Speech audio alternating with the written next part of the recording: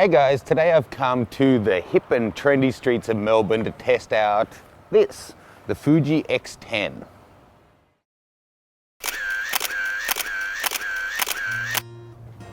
So Fuji absolutely nailed it with the X100. Build quality, image quality, the optics on the camera, the overall styling of it, and the experience of using it were first class, and it's become a bestseller for a good reason. That's why in the first video I mentioned that this may be a bit of a Goldilocks situation, you know, the X1 Pro being too big, the X10 being too small, and the X100 being just right.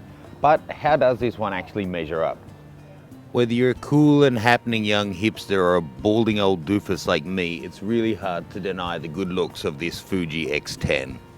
And considering this one's up against the likes of the Canon G series and the Nikon P7000, P7100s, you really needed something that's going to take it from being functional and taking nice pictures to really lifting up. This is $700. People expect it to be well built and attractive. Now, Fuji have always been famous for their optics and their film.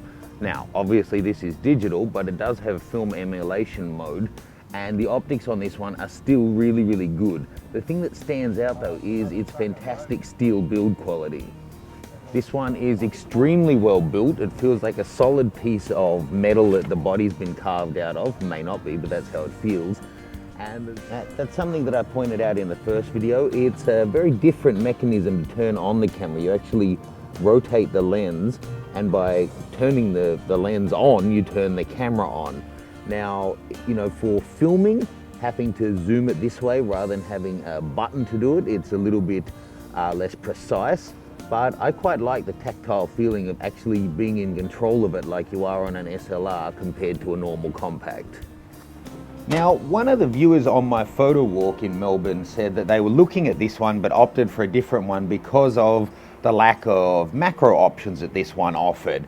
But I think they just didn't look deep enough on the menu. Out wide at 28mm with the super macro mode on, there I'm pretty much touching the door handle and it gets the shot without a problem. Here I'll actually touch the corner of the barrel on the door handle, and still I'm getting the locking mechanism completely focused in shot. So the macro mode does work quite well. One thing that's a little bit less well integrated into it though is the manual focusing option. Okay, so you can see the focusing scale there along the bottom. To get it into manual focus, you just switch it on the front dial and then you use this rear dial to adjust the focus. Now, it's quite slow, as in it takes a lot of turns to go from far focus to near focus, which is fantastic if you're doing macro work because it gives you really fine control over your focus point, but it could be slow in normal application. That said, I doubt many users of this camera really want manual focus too often.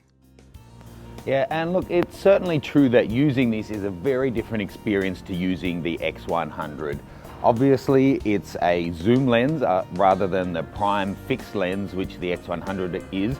But as I said, Fuji is renowned for its optics. The way they make glass has been legendary for decades. And although being really small, this is surprisingly good and sharp in terms of its optics. The zoom is very smooth, but it does take a little bit of practice hand holding to you know, do that smoothly, especially in video without introducing any wobble into the shot. But if you do it in a smooth action, it is easy enough to do. Using the viewfinder is a different experience. It's not that hybrid one like the X100. You're not looking through the lens, you are looking straight through this portal here, but it does zoom in time with the lens. So at the wider setting, you see the barrel of the lens. Zoomed in, you know, you're not anymore.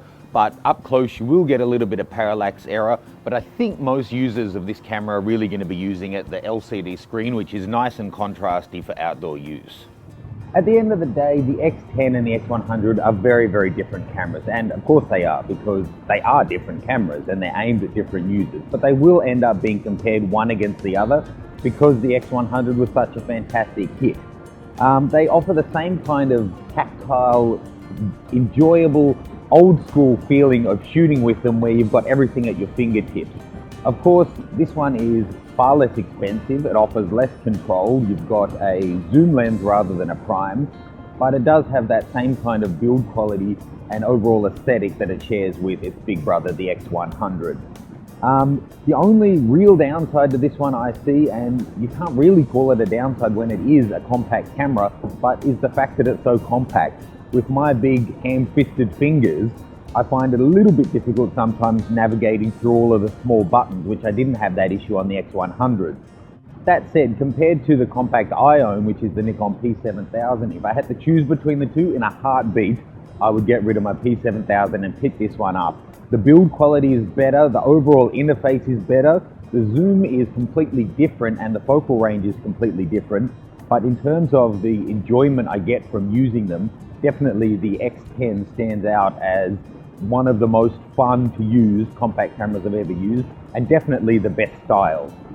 So what can I say? I love the X100. I'm really enjoying the X10 for what it is. Now I just want to get my hands on the X1 Pro to give it a good run through and see how it compares to the other high-end interchangeable lens compact system cameras. And I might have to rename this channel to that Fuji guy. We'll see. Thanks for watching, guys. This is Matt Granger, that Nikon guy. Leave any questions or comments. Click the subscribe if you haven't already, and I'll see you soon.